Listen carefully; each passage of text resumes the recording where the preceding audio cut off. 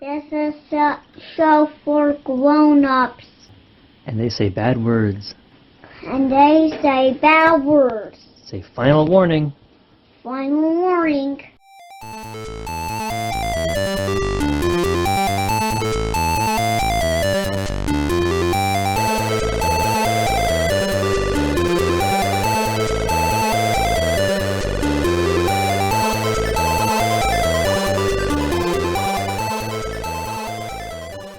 Hello and welcome to the Pot of Blunders. I am your host, Nate Magnuski.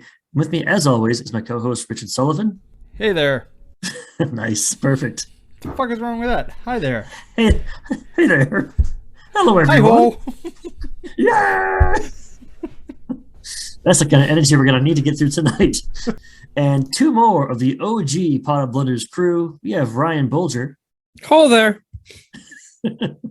I thought you were going to go for like Miss Piggy, like a hiya or something, you know. And Gary, the Cory Madeira's. Hi there. You guys call each other first and like organize this. Richard, remember 6 months ago or so where we had that world-renowned episode where we took packs of Magic the Gathering cards and we used them to tell a story and like formulate a D&D adventure?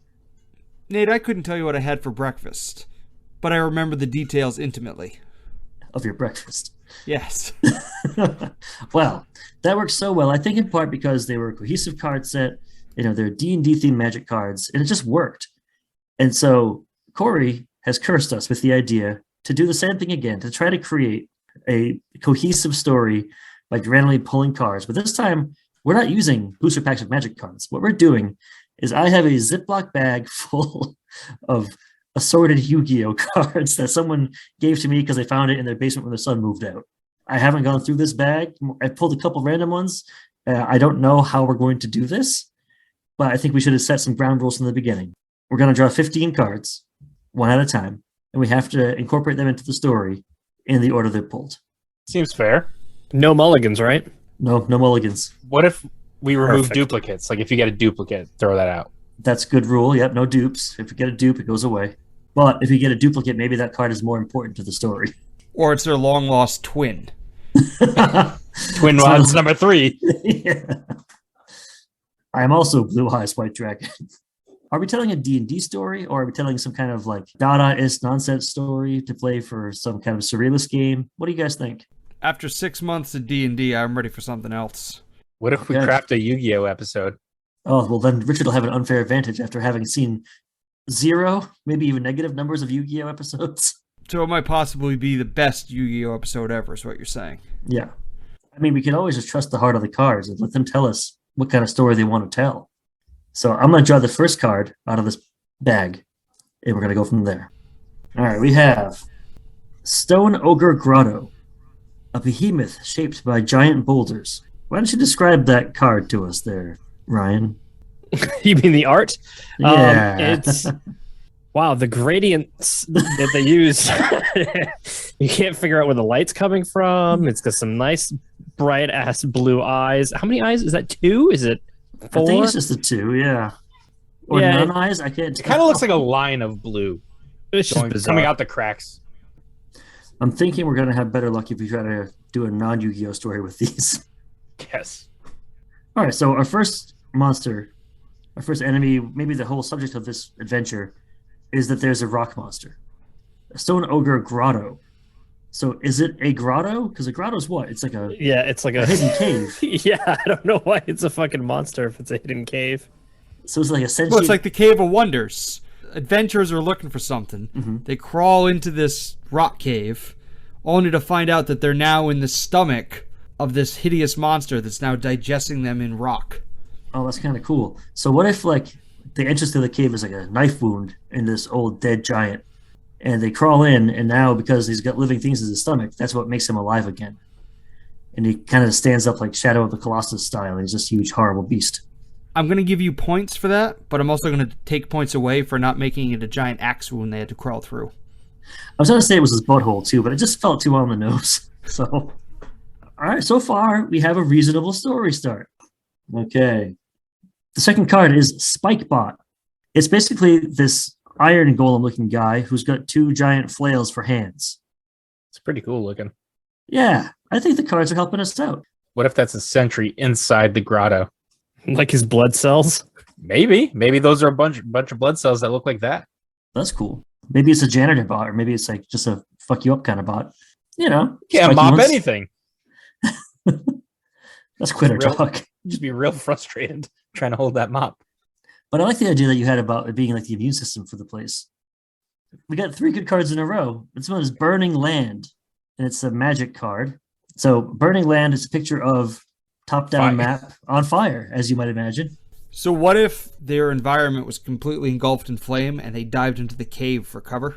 What if Stone Ogre Grotto? I have to look up my list here.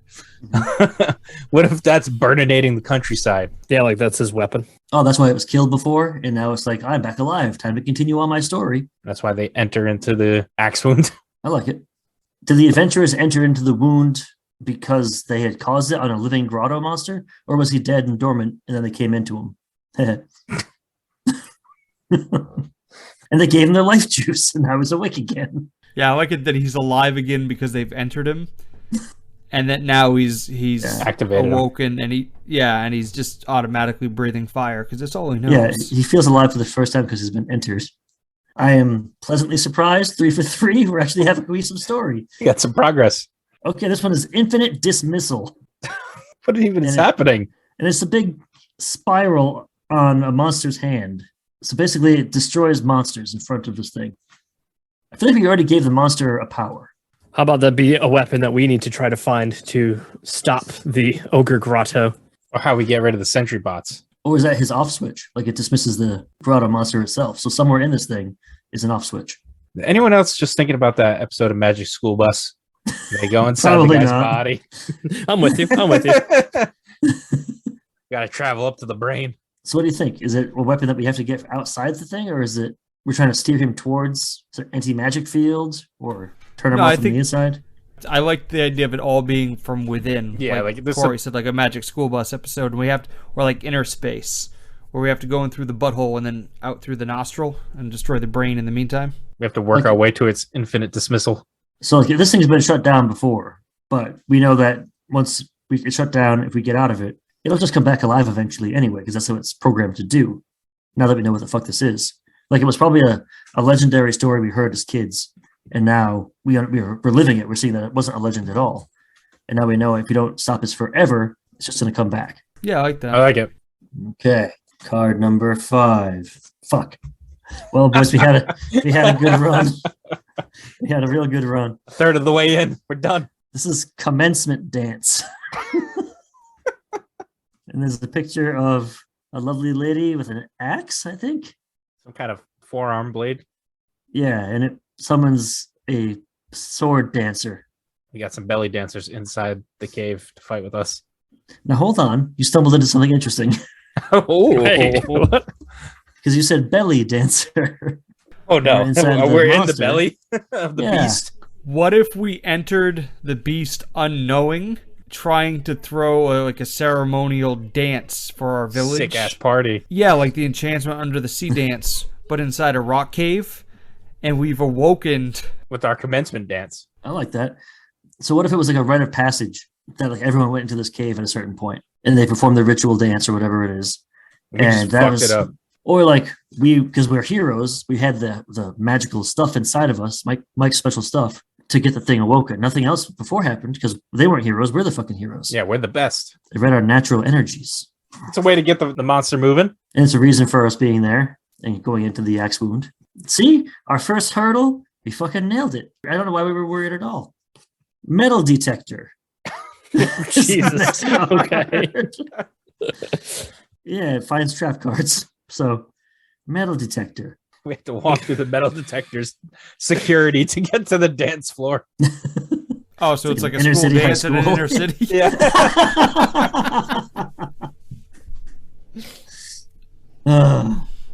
All right, so Or what if we have the metal detectors and we're looking for like jewels? So what if there's like hidden doors all throughout, and they're made of sculpted metal or something like that? Because it's all rocky inside, right? Right. And so if you find the metal detectors, like you were saying, then we can find like the behind the scenes stuff, like the access panels to shut this thing down and get to where we need to go. So it's like robotic inside? Maybe. Or there's ore inside. I don't know. Or does it have sensors that hate metal? And if you have any metal on you, it's going to fuck you up. Like No, some what if sort of we're detector. legit looking for gold? Yeah, I thought we showed up because of its weapon of fiery land hellness. Beautiful description, Ryan. I don't remember the name of the card. I just remember the fire. Thought we went inside because there was a magic dancing ritual we had to do. Like any good slasher flick, there's always two ne'er-do-wells that will want to split off from the party to go looking for treasure. Maybe we find treasure hunters in there who came in before and have been possessed by the place. Or like we just find their corpses and they said they were looking for metal on their the last journal they scrawled on the wall in their own blood or something. Well, that's a good omen. Yeah. I mean, the thing's already up and breathing fire. I think we're beyond the point of omens. But maybe early on, like before the thing wakes up, it's like, we go to this weird passage. We find these corpses that are like, should have never come here. The robots attacked us at dawn or whatever. We just grab the metal detectors out of their hand and we keep moving on. Yeah, I'm sure it's nothing. Yeah. We're going to find One-Eye Willie's gold. Nice. But not as nice as this next card. Uh-oh. Gust.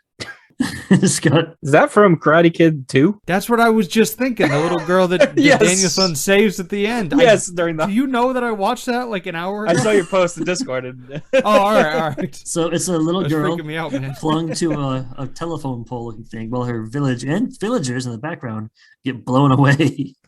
Maybe in an effort to put out the fire that this thing's creating, somebody else is blowing gusts of winds to put out the fire, but it's doing more damage because it's blowing all the villagers around.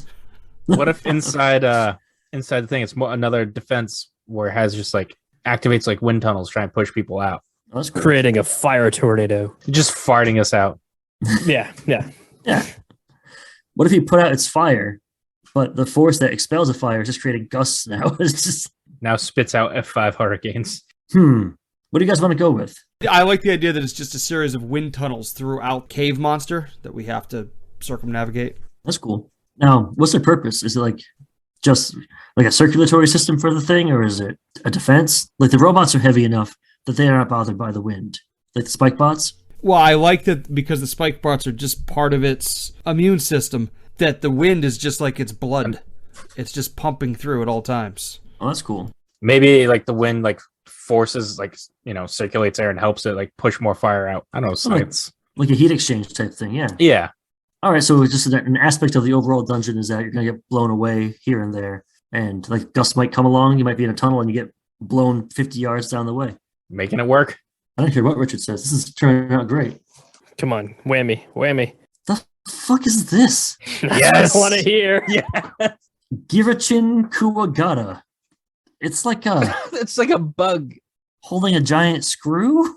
Yeah, like it pierced a bolt. It's a bug it's purple bug with pinchers on its head, kind of like the Pokemon Pinsir. And it's holding what looks like either a giant screw or a stack of dinner plates. I'm going to say for our purpose, it's probably best if it's a screw. Yeah, it looks like a giant bolt. Yeah. Do these things just like live in it and they were harvesting it for whatever metal they could find in it to make weapons or whatever? Maybe they clamp up the old robots. I was thinking it's like a parasite that lives on these things, and it's actually, they're like little gremlins, and they're pulling out the pins and screws out of the joints of the monster, trying to take it down. Oh yeah, because like it's like a kicked ant hive. They're all scurrying everywhere. They're just trying to figure out how to get it back down. Yeah, I like that. Like they're not sentient, or are they thinking and they know what they're doing? I like the instinctual just fix it. They're not intentionally trying to do it. Yeah, they're unfixing just it, do. really. Like army ants almost, but like human sized. Like I said, gremlins, I got the implication that they were mischievous. Like bug Jawas. Yeah. But yeah. Like bug jaws. I love that. They're just trying to harvest shit from it while they can, and they steal anything that's not nailed down, or in this case, bolted down. They use their giant pincers to clamp off pieces of metal. So are they just like in a certain spot that we go into and we have to deal with them, or is it that they can just show up at any time as like a wandering monster? Or Sounds like they'd be like recurring. I don't even think we deal with them. I think it's something that the monster has to deal with from the outside. So just as we're going to one part of the monster, all of a sudden he's got these things like on his shoulder, and then as he's trying to bat them away, it throws us into chaos. All right. So it's just like another environmental thing that we don't really interact with as players, but we can, I guess, right? Like we could say, hey, go to the knees and we'll give you a sword or whatever. Like, Could be. could you talk to them or fight them? Or would you? Or is it just not anything to do with us, just a background bit? I think they'd steal all our gold that we'd harvest. An untrustworthy ally. I kind of like the idea of that. Like you could try and work with them, but they'll ultimately screw the players over. Maybe they're the ones that killed the guy with the metal detector. He was trying to steal all their stuff. Yeah. We look back and the guy was actually sliced in half by what appeared to be pincers. Right. He's not all bashed like a big mushy bag of meat. He's sliced. That'd be kind of cool. Like, what if you saw some broken pincer pieces near him? But like when we see the actual robots, they all have these giant smashing hands. So a savvy player is going to go, these things didn't kill that guy. Something else killed him. Yeah. There was If no they way like perception check the body. We're past the halfway point. We're still making sense, guys. Stone Ogre Grotto again. His backup shows up and starts fighting, swatting the things off his shoulder. It's mating season. Oh no! Oh no! You're stuck in the middle. Well, then I have terrible news for you about this next card, if that's the case, because it's Horn of Light. Oh no! It suddenly grows a horn of light as its mate shows up, Oh, no. like a red rocket. So what if instead of trying to defeat it, Trying to get it off. we're preservational? We're preservationists that work on a rock monster compound, and we have to ensure It's like Jurassic Park. Yes, no, because they didn't want them to mate. That's why they switched their DNA with frogs, right? So, what if we're trying to get these two creatures to mate to save them from extinction? Let's try this on. And we're going to use most of that idea, I think. Well, I'm going to try anyway.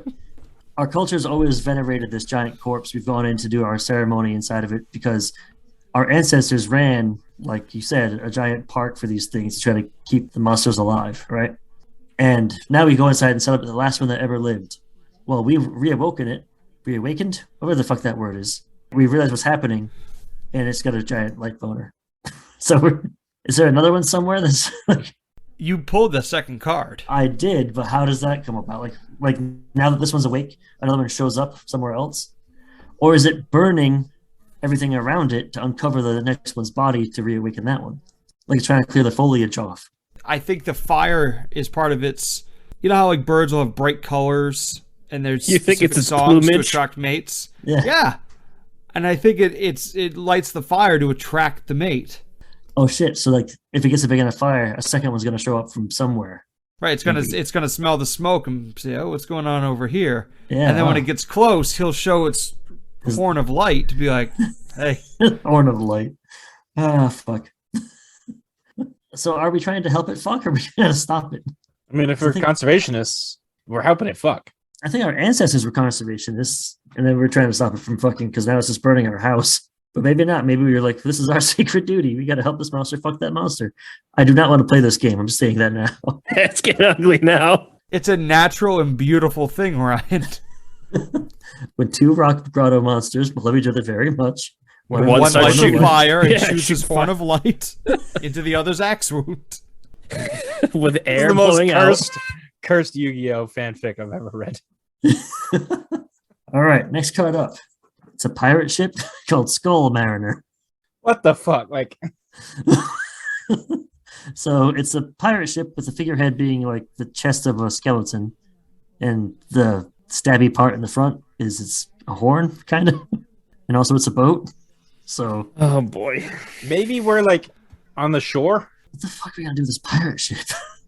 Oh, Oh, easy. okay, Easy. great. That's how the other giant gets over here. Well, no, It's like Jurassic Park 2 Here- when they bring the T-Rex Here- to New York. no, hear me out. These things are rare, which means their horns are very lucrative. What kind of horns are they? So, like a Richard? whaling horn of okay. light. So, like poachers hunting for ivory. These are like whalers from the New Bedford ships coming over to try to take its horn of light. So as soon as this thing got alive, there was just a pirate out at sea. He's like, I recognize that boner anywhere. He just sees it in And the I wants distance. it. It's literally, it's like it's white whale. It's a Moby Dick. God damn it. Hold on. All right, so this is So we have Oh, to boy. stop the poachers because if it steals the thing, A, it'll probably die without its horn of light, and B, it'll never be able to mate. you have that. Or whatever you guys want to do. I don't know. I'm picturing this like a Godzilla kind of scenario. These groups just kind of come down to take down this mythical beast. Maybe we can make this grotto the entire island. Like it's just an island and it's a giant mountain. You know what I mean? Like we're in a small island. Well, we call it small island, but most of it's just giant stone. It's just like trucking beast. through the ocean. And because it's an island, this boat shows up to the island. That's a lot cleaner than having like a boner hunting pirate. Yeah, so they they show up, they cut the horn off, they grind it, and they start snorting it. I mean, we don't have to go that route. Ship-wide orgy, everything's fucked up. It's a major aphrodisiac. It's going to be worth thousands. Think of the boners it'll give. I like the idea that the whole island is part of this, or was this part of this thing. So now that it's standing up, we're all inside of it, or on it, clinging for whatever we can. And yeah, the ship is there to help us or hurt us or whatever. Or we can get survivors to the ship, maybe. Or signal to them, like, what people are on here, don't shoot us to death. Did we canonically draw that second grotto or no? I thought we were disregarding duplicates. We were talking about if we were going to either disregard duplicates or make them factor more heavily into the story. If we kept it, we'll have 2 grottos. That's true. really fuck. And it's walking to the nearby island. They both have their horns out. And the pirate ship is in the way. No, only one has a horn. Well, maybe they both do. I don't know how grottos have sex. Do you think it's like in the way of this thing? It just happens to be nearby because it's Kind of like the idea of them being poachers. Kind of like whalers. All of a sudden, somebody likes my ideas. Yeah. So they're just in the ocean. They see this giant thing and they're like, if we can take that thing down, we're gonna be able to sell all of those parts. But mainly the horn. Mostly it's giant shining penis. We never said penis, Nate. We just said shining horn. Oh, I'm sorry. Did I put too much? Get your mind out of the grotto. Okay. Richard, I say Grotto? we usurp the throne. Me and Then I Ryan can have- move in. Yeah, then I can have all the rock sex. And no one can stop me. All right. We have 5 cards to bring this home. Here's another dupes. Oh my god. Well, how about this? They still count, but they don't count as one of the 15. Yeah, so instead of one boat, it's a fleet. Okay. Pirate You know what I mean? fleet. So I think if we pull a duplicate, it counts, but it doesn't count as its own turn. I like that as a flotilla. That makes more sense given the scale of everything. It's a whole shitload of pirates in the whole area. Like the sea is full of pirates, and they all go, if we can fucking take this thing down, we'll have enough booty for It's like everybody. whalers back in the 1800s. Exactly like that. All right, come on. No more dupes. Let's go. Performance of sword. We're back to the dance. Yeah. And then we realized the fucking dance that we were called to do at first is the way to either get it ready to bone or to stop it from boning. Like, what if the steps in the dance were actually the instructions on how to turn this thing off? And that's how they pass it down from generation to generation. Yeah, but we want to turn it on, don't we? Oh, that's not a problem.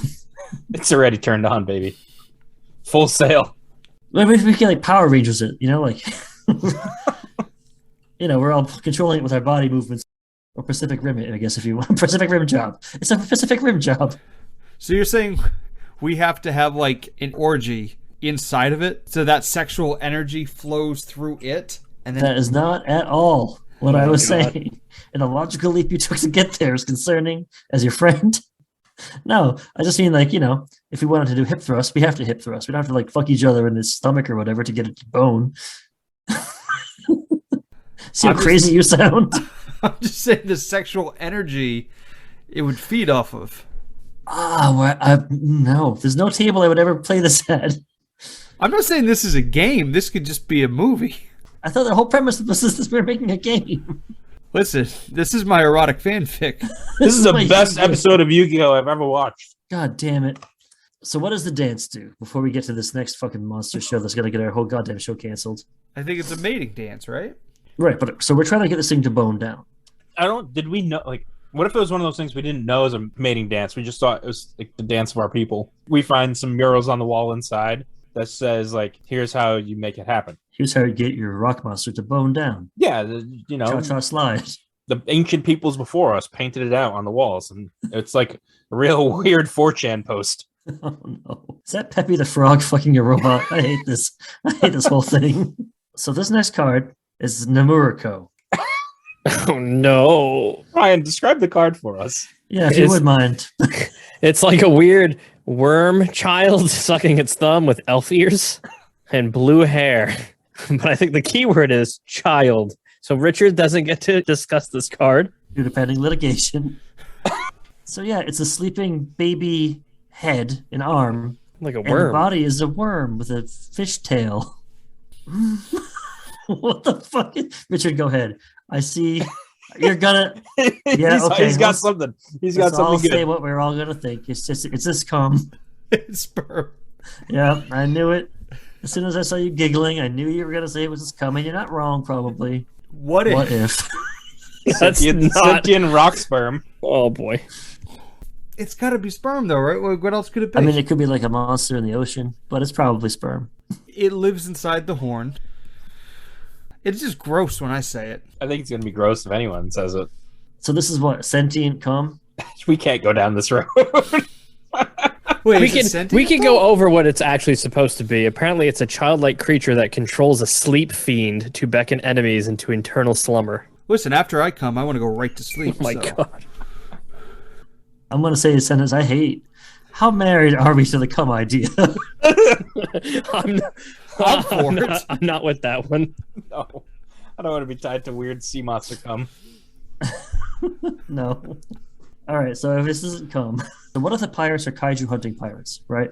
Because the world is known for its kaiju everywhere, and so they have ways to lull them to sleep so they can kill them easily. And this is one of the weapons that they released to kill the kaiju, is these like sleep-inducing worm parasites So like sirens. Yeah, works for me. That's what I was thinking Yeah. too. that they bore into the stone and they do it from the inside. And they're aquatic, so they could just be released right from the ship. So that way, if like, okay, if these things are there, we have to figure out how we can stop these things from getting on board, or once they are on board, we have to rush down to the knee or whatever and kill it before they can spread. I mean, it's more of a PG-13 answer, sure. Much Okay, better than going to jail answer. All right, I dug wicked deep on this one. Armored glass, and it's like a breastplate armor that's made of glass. So here's my thought, right? Glass doesn't react to acid.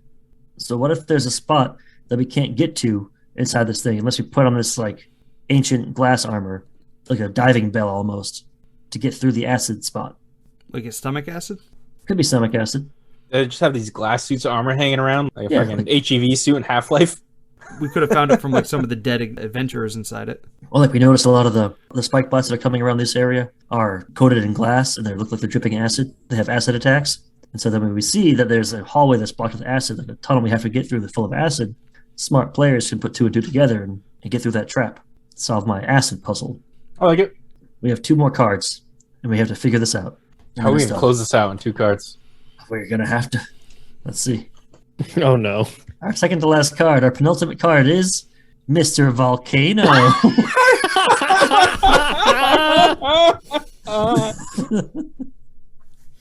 And this guy looks like a street magician that's like pointing with a fiery finger and doing like a, I don't know, like a funky fresh dance move with the other arm. Maybe he's the head pirate. Yes. Yeah, the dread yes. Captain Mr. Volcano.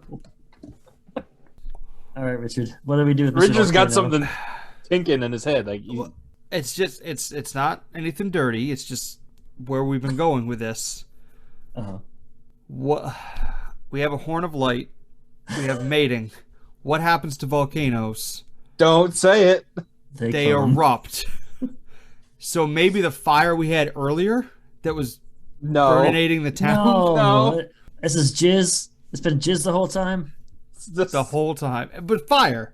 Like you wouldn't Fire think it's jizz. gross because you'd be too busy being on fire. Man, I've busted hate it. hot loads, but this is ridiculous. And this grotto's name is just Mr. Volcano. Long have our people lived on the shores of Mr. Volcano. Let us bathe in his hot loads. Grandma tells stories when she was a little girl seeing Mr. Volcano in action. I thought they were just tales. I hate you, Mr. Volcano. So the fucking mountain's name is Mr. Volcano and his fire is jizz. All right. Okay. Final card. Oh, you're letting that go forward, huh? You can only Hey, fight you against guys the- aren't coming up with anything better. I Feel said he was free- the head pirate. Yeah, that's still Yeah, good I enough. agreed with head pirate. Fire jizz it is. Okay. Our final card we have to incorporate into this fucking monster show. Eat Gaboon. God. And it's like a giant mouthful of tongues and intestines and one rat. Eat Gaboon. After it's done jizzing, it wants a sandwich. Oh my god. And we gotta lure the pirate ships into its mouth. What is an eat gaboon? What the fuck does that mean? I mean, gaboon, I'm thinking like it's a baboon. Like a baboon. That's what I was thinking. Like Like a gibbon baboon? Yeah. What if this is the pirates' like final weapon that they can set off? It's not gonna give them anything to salvage, so they hate using it, but it's like a life or death thing. Like if they're gonna die, they set off the eat gaboon monster weapon to destroy whatever the thing is. As much as I want to fight pirates, and I do, and we will, I think they're like the secondary threat we have to defeat, but I think if we're going with the bodily function aspect between the blood, the immune system, if it's a mating ritual, what if after the mating's done, the female releases, what are the eat-gaboons? Eat gaboons, yep. Okay. What if she releases the eat-gaboons and it kills the male? Ah, mantis style. Right, and then we have to get the hell out in time because it's going to die. Ah, like it's collapsing on itself, we have to get out. Yeah, I really dig that actually. Because the players would be like, oh, we've had a big final confrontation with the pirates. Yeah. They've mated, great. And then Yeah. she eats, bites its head off, mantis style. No, And then- Mr. Volcano. Why? Okay, so that's all the cards. And now we're going to go back through and tell a cohesive story. We started off with the Stone Ogre Grotto, which of course is a giant living island that our people were living on. The dance ritual that we knew was just something to honor the spirits of the island. But we're such powerful, cool heroes that our power was so cool and heroic that it woke the monster up, and he was down to clown as soon as he got up in the world, right? The So best he of woke us. up with morning wood. And he's like, I got to use this.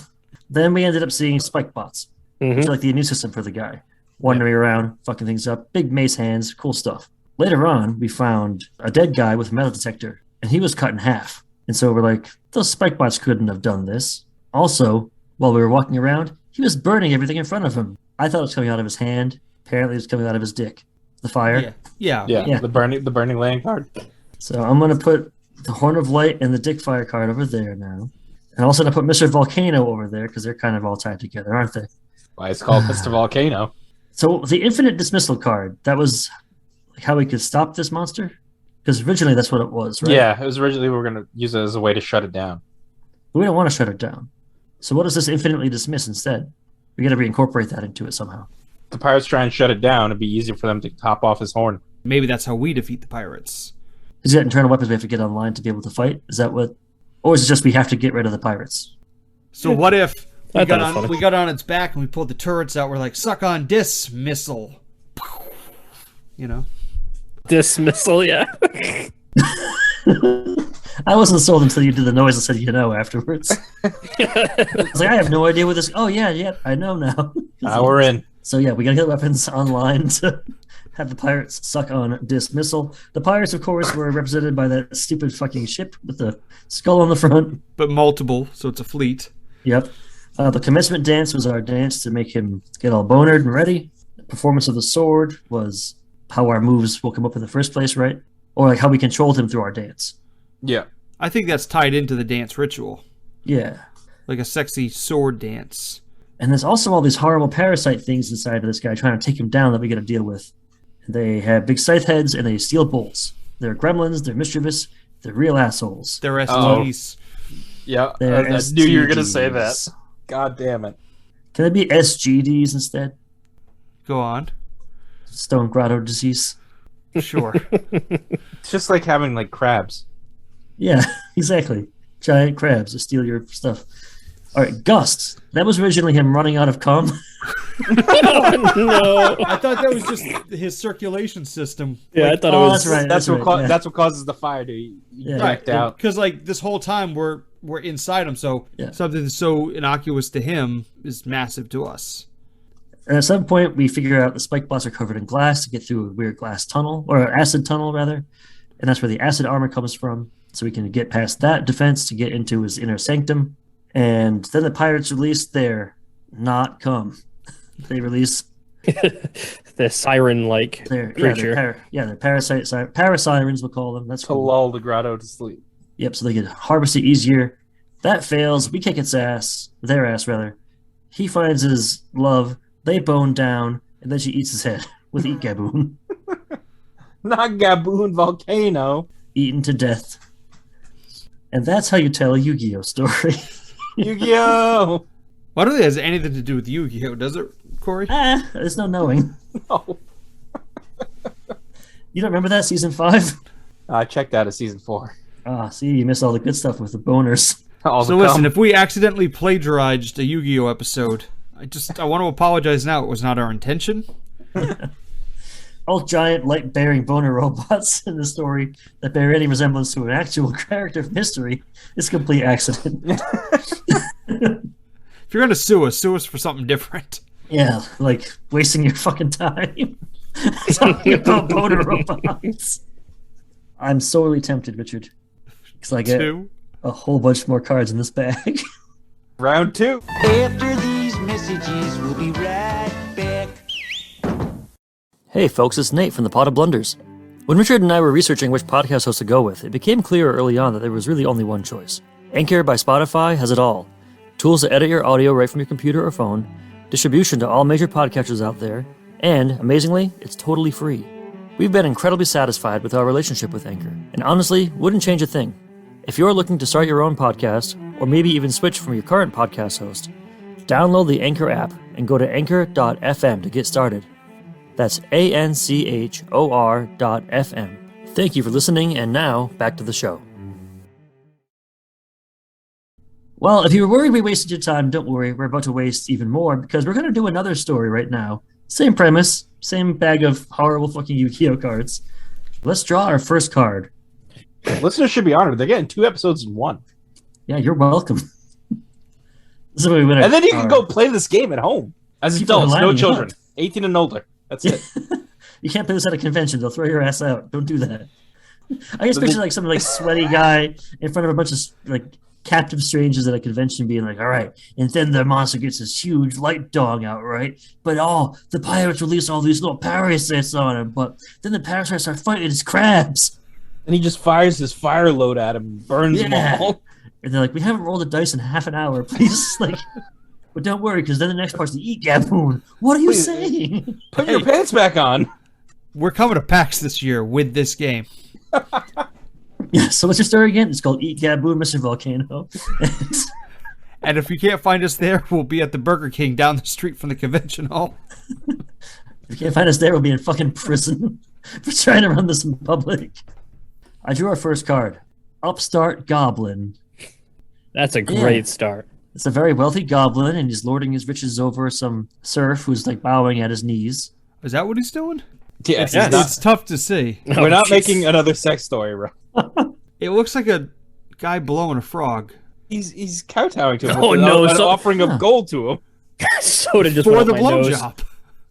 Just look up Upstart Goblin. I'm not. I promise you, it's not a serf giving a blowjob to a frog king. All right, so maybe this is a classic story of how we're gonna overthrow this evil goblin king, or the goblins hate their new king, and we actually have to help the goblins to defeat him because he's a real piece of shit.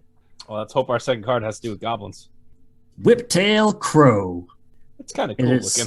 Yeah, it's a kind of a crow guy. I don't see how the whiptail comes in, but he's like an orangey reddish crow, I assume. Yeah, I mean, he's a crow guy. I don't know what to tell you. Sorry, folks. He's got claws for hands, and he's a crow man. Are we servants of the Goblin King? Are we all goblins? Maybe that thing's like terrorizing the town, and the upstart goblin's like, I don't care. You still got to pay your dues, your taxes. And he's just being a menace while we're getting harassed by these creatures. Or he's a minion of the king to keep us in line.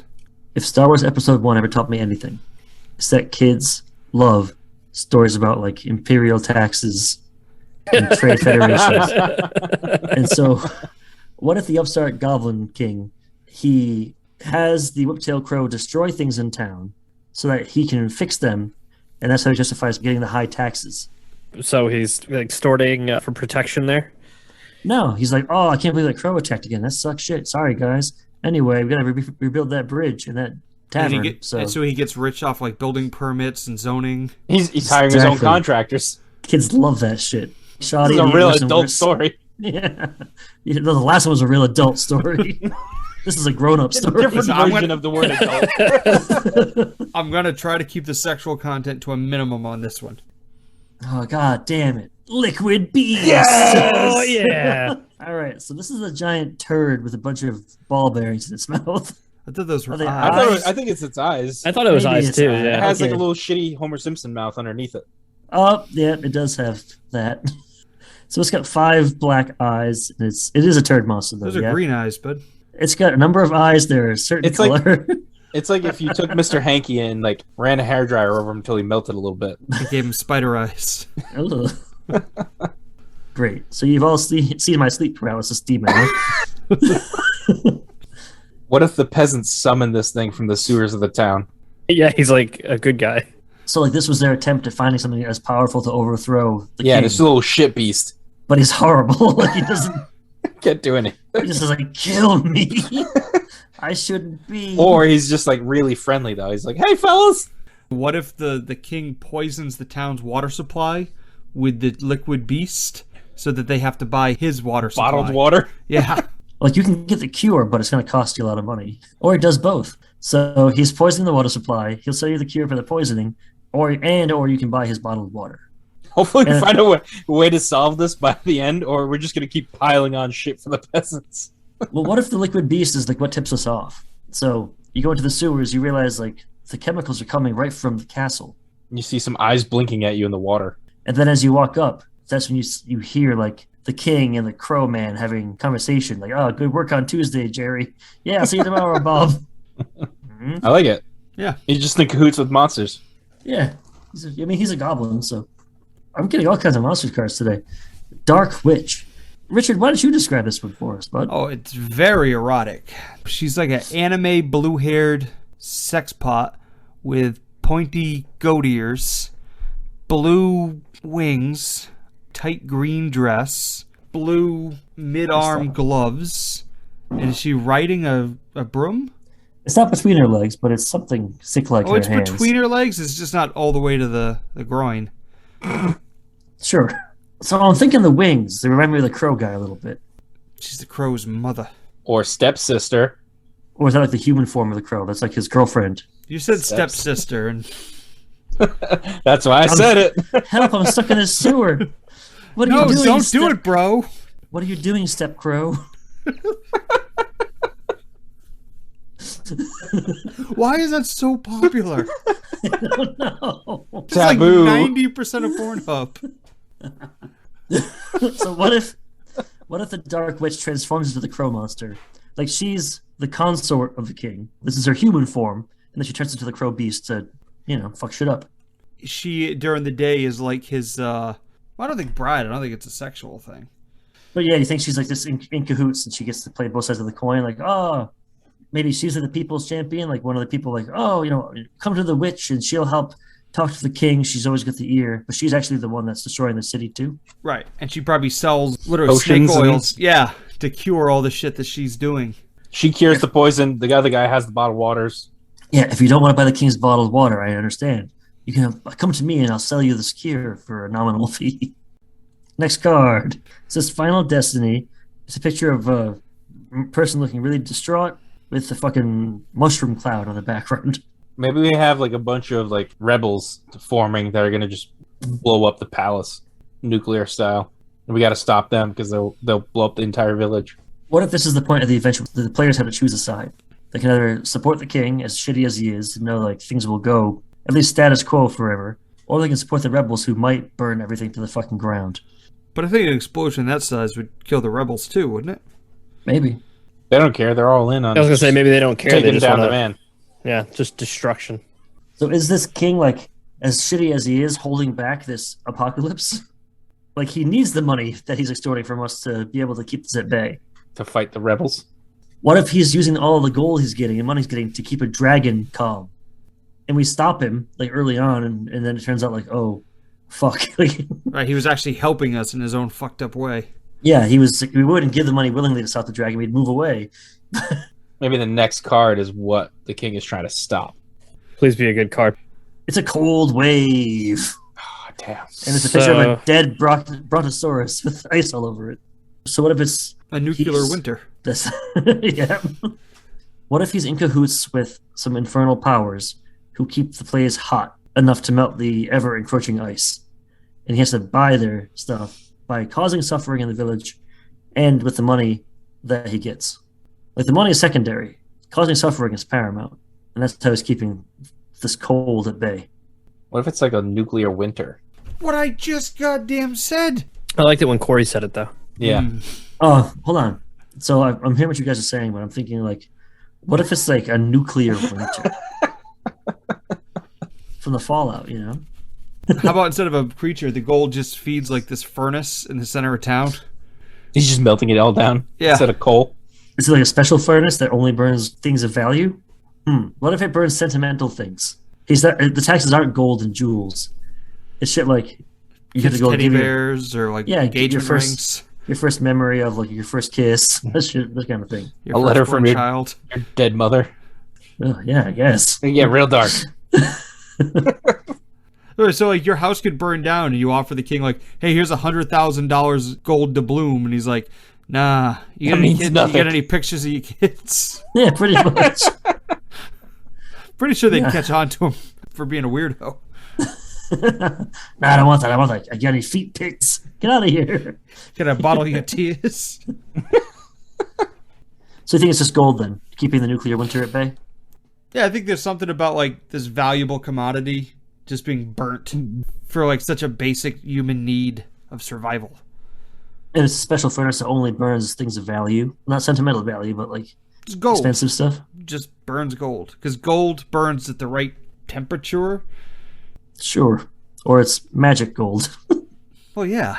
All the gold in the kingdom is magic gold. A certain kind of magic that whatever the fire needs, that's how it gets it. Sure. Hey, maybe this is what he's feeding with his furnace. A fire kraken. Oh, that's a pretty cool card. Yeah, that's awesome. So the card itself looks like, it's a squid with fire on its head. It's got like a fire mohawk. Yeah, and the ocean's kind of boiling all around him. So maybe that's what he's giving the gold to keep the ice melted. Instead of a dragon, it's the kraken. Yeah. Sitting on a pile of gold. And it's molten gold because it constantly melts because it doesn't burn up like wood or anything like that. It melts. So it's a sea of molten gold underneath the city. And the more the gold spreads, the more it keeps the ice at bay. Yeah. That was a really well-timed card. And I'm sure that'll be followed up by something actually fucking cool. Flame Champion. Hey! Nate's stacking the deck. I'm not. This is great. So it's like it's a lady knight, and she's got plate armor except for on her thighs. As you do. You don't need to protect your thighs. Those are fine. Oh wait, nope. It's not a lady. It's a very pretty man. Because he just also got pauldrons, but no chest plate. If it was a woman, she would definitely have boob armor. No, this doesn't have boob armor. This one has chainmail boxer shorts. And its nipples out. So it would make sense that we'd have somebody in the village that could fight the Kraken. Yeah, maybe there's always like one person elected to be the fire champion. Or what if he's the town's fire marshal? No, and then he could charge people fines for having too many people, in assembly. That's so stupid, but I really like it.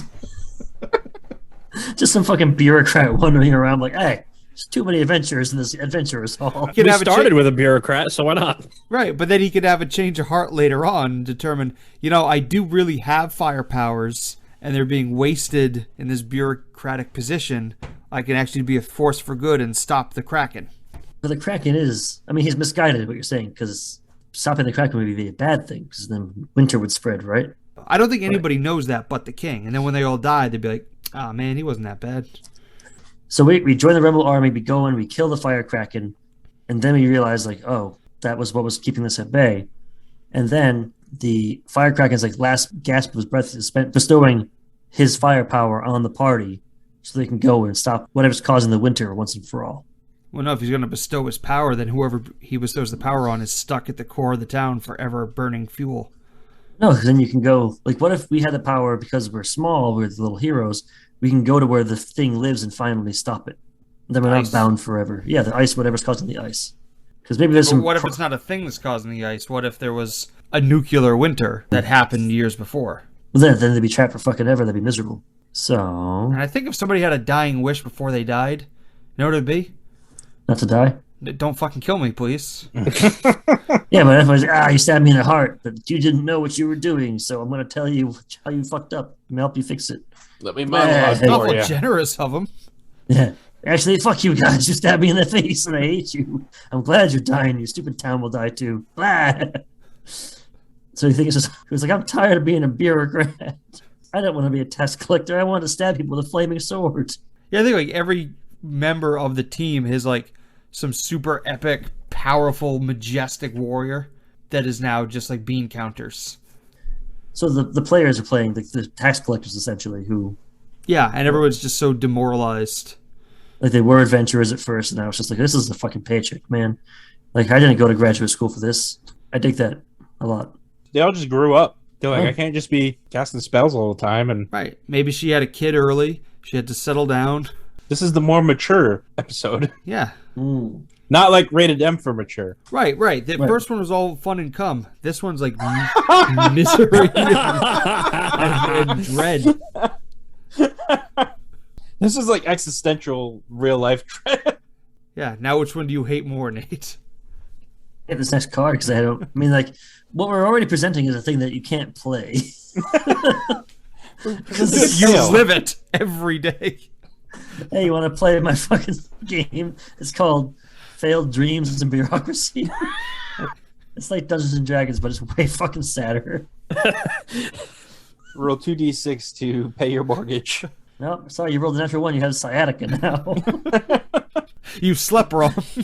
You need 1d2 bananas to sleep off this every day. This one was still a little green. Your stomach's now upset. The dragon leans down and says, all your best days are behind you. And you know he's right. Well, this next card will make perfect sense. Science soldier. What the fuck? He's the engineer of the town. Yeah. Yep. Yeah, he's minding the furnace. What with the science and soldiering and all.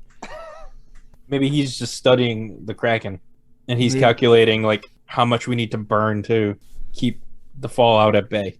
Maybe he's How the do head players- of the EPA. Oh my god. How do the players interact with any of this? Like, what are the players doing in any These of are all this? guys they can like choose They're to standing fight. in line filling out fucking forms is what they're doing. Because imagine I'm running a game and I'm like, oh yeah, and do you see this guy? He's wearing armor and he's got a Bunsen burner. And you're like, oh cool, what's he doing? He's checking the furnace. I want to talk to him. Okay. Hey, what are you doing? Checking the furnace. I want to roll if see if he's lying. Okay, go ahead. No, he's not lying. Maybe you go out hunting for food, but you bring back one too many fish, and then he's gonna like write you a fine, and then make you throw it all back. This A fucking game game warden? is the worst. Yeah, Jesus I Christ. thought that's what we were going for. No. Oh, all right, I'll start making it good then. I thought we wanted something dull and boring. We've kind of been doing that for like 7 cards. This started off so cool with like a fucking shady king and his crow helper lady switch, trying to keep nuclear winter at bay from a shit monster by selling cures and the disease. And then it was like, and also, you're all bureaucrats, man, just trying to make it to Friday every day. Eventually, they'll all figure it out. Like, Fire Marshal will become the powerful fire master, or whatever he was. We're 3/5 through the story at this point. So I think the time to figure that out was in the first third. I think Let's see what the next card says. Yeah, I think we're just setting the plate, and then at the end, we can see where it wants to go. How do the players interact with the fire marshal and science soldier? Like, what is their purpose with the players in mind? Just to piss him off. Yeah, initially. They're 2 guys guarding the Kraken. But they don't know the Kraken exists. Right, they're just collecting debt. Like, okay, let's say like all these guys are heads of, I don't even know the goblin's name. Our Goblin King. Jareth. Yeah, Jareth. He saw his baby. He's just spinning his magical crystal ball. Could cry. So these are like the heads of all his like different like groups, and you have to like dismantle them piece by piece Right. to get to the main guy. So you have to take down the science division. It's kind of like Mega Man. Take down the science division. Take down the fire division. Take Right, down, and then you get their boom, fire boom, boom, boom, powers. boom. You get his science ability. and then we head towards the king. Or you could choose like in the beginning of the game, choose to be part of the Borg peasants that just pay your dues, go to work every day, like us. All right, Hot Shots. How does Ryu Ran factor into shit? Oh, they're hatching a new Kraken. So it's an egg that's cracked in the middle. It's got a couple of eyes peering out, and it looks like it's a baby dragon hatching. Maybe Science Man is trying to birth this dragon to replace the Kraken. What if the rebels know what the fuck's happening?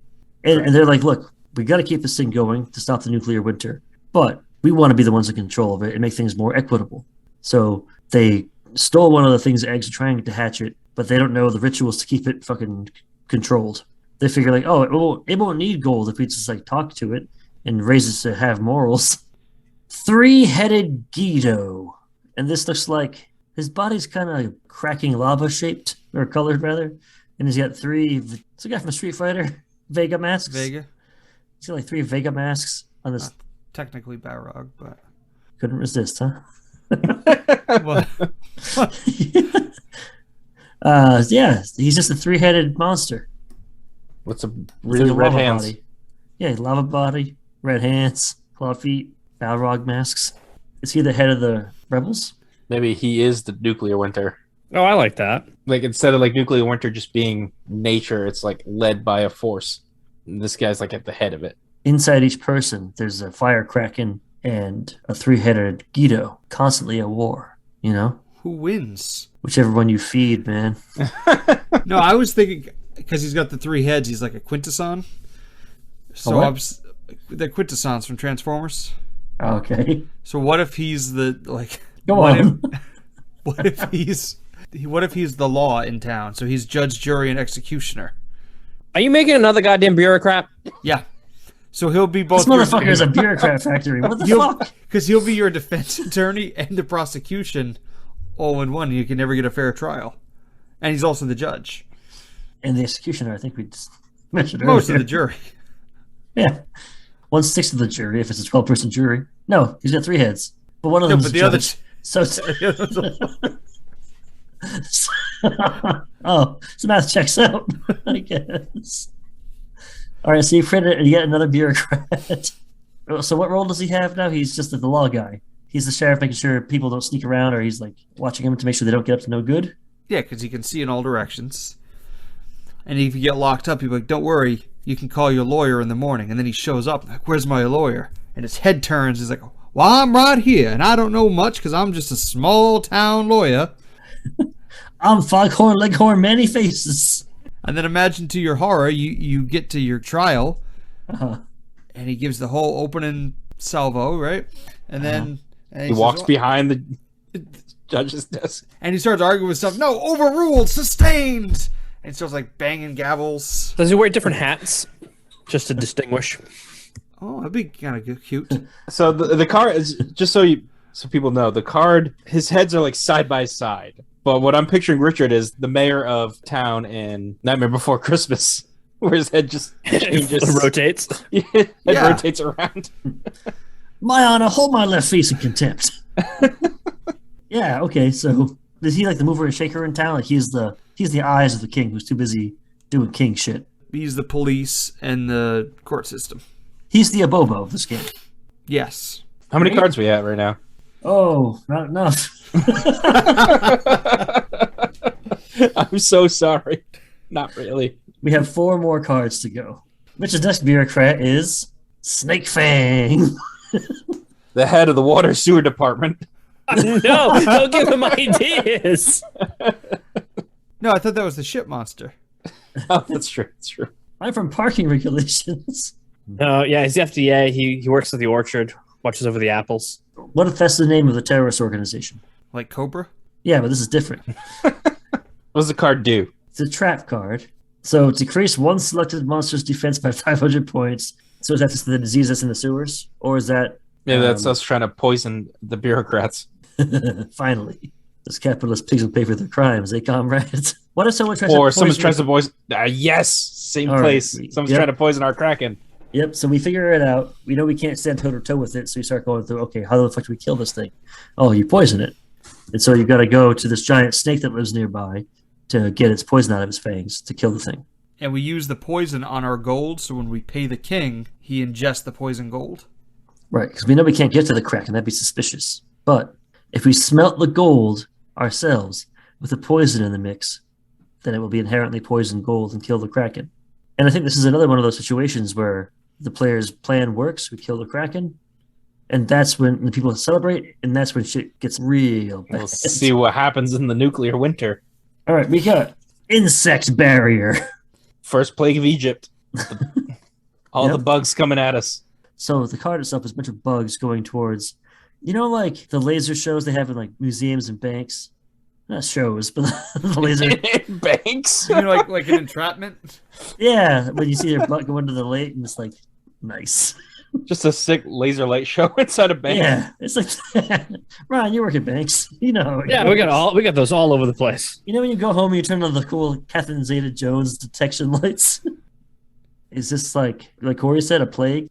Or is it like a defensive thing that... Maybe the town puts up the barrier. Yeah, so the king, part of his thing that's protecting the town that he doesn't tell people about is that if he didn't have up this like laser barrier, that the locusts would come and eat all our faces off. That's horrifying. Now this is going down with all the poison. Right. If we kill the Kraken and everything else fails, so will the force field and then kill Yeah. the bugs. What if the barrier is fail-safe? Like, okay, like a dead man switch. The Kraken dies. This winter will spread across the entire world. But at the last second, we can trigger this barrier to go up. We'll all be trapped inside with the winter, but it won't spread any farther. So the players have to decide if they want to trigger this, or get out and then trigger it, or if they want to sacrifice themselves heroically, that kind of thing. I think we know that winter's all around us, and that's why we stay loyal to the king in the first place. Because he has the one hot spot Oh, okay. around. I was thinking like the winter source was right underneath the Kraken, and the Kraken was keeping it at bay. But you're thinking the winter's all around us. That's why we put up with all the bureaucracy and bullshit, because it's better than winter, you know. So what if the barrier, like you said, it's not, there's no locusts outside, it's just the fucking ice. Like if this barrier goes down, this heat dome that we have, then Okay, then the everything's barrier screwed. is made of bugs. Or they're fireflies. Eh, Yeah. See? And that's what creates our fake sunlight. Yeah, exactly. It's a bunch of balls of fireflies that glow. Yeah, so we have 24-hour sunlight. Yeah. Well, 'cause you would not- they'd go in a pattern. So, like, from the east to west. yeah. Some of them So turn throughout over the so their day- bellies are out. Some of them Exactly. turn. I mean, you would not believe your eyes if 10 million fireflies. God damn it. I mean, I'd like to make myself believe. Don't do it. Planet Earth turns slowly. This is our penultimate card. It's the Rain of Mercy. Rain of Mercy. And it shows a cracked earth with one plant coming up with some rain falling on it, like in Wall-E. Maybe the barrier goes down, winter just washes over us, and it wasn't actually all that bad. What if the barrier goes down and we know that hard winter will be there soon, but there's still enough ambient heat that it's just constant rain and fog for a couple days before the chill finally gets us? Like, the center of the town is still hot, and then there's like an interstitial zone around it where it's like constant rain and fog, and then miserable cold right beyond that when the barrier comes down. And then every day the hot gets smaller and smaller as the winter presses in. So we have one card left. What is the purpose of this game? Overthrow the government. All right, so at this point, the barrier has fallen, and we know we're gonna die. We're gonna kill the king before we all die. Like we're gonna do it before the winter does it. I think our goal is just to kill the king and the Kraken. But I think we're all going to die of freezation. And we just don't know it. All right, so the final card. I think where this is going. Please.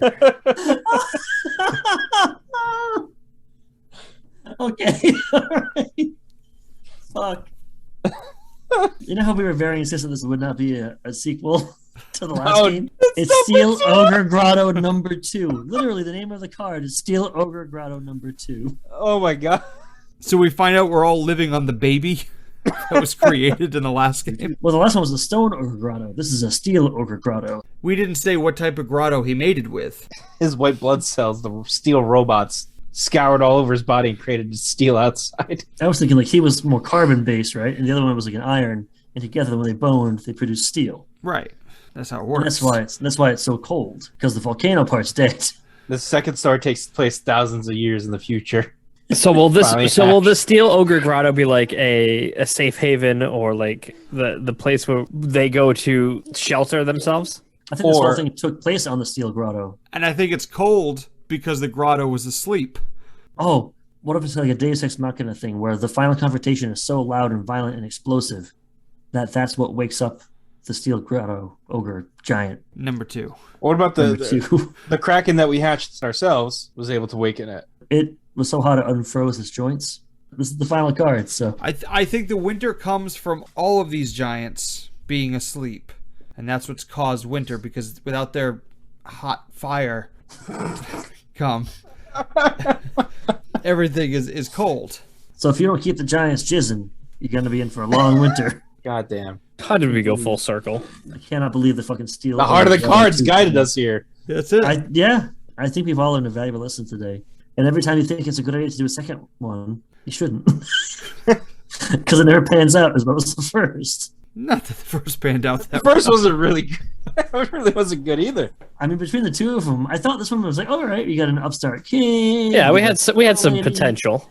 What if we're all just jizz, man? I think we really blew our load in the creativity wise in the first episode. The problem was we didn't give ourselves like a refractory period to like regroup, have a sandwich, you know?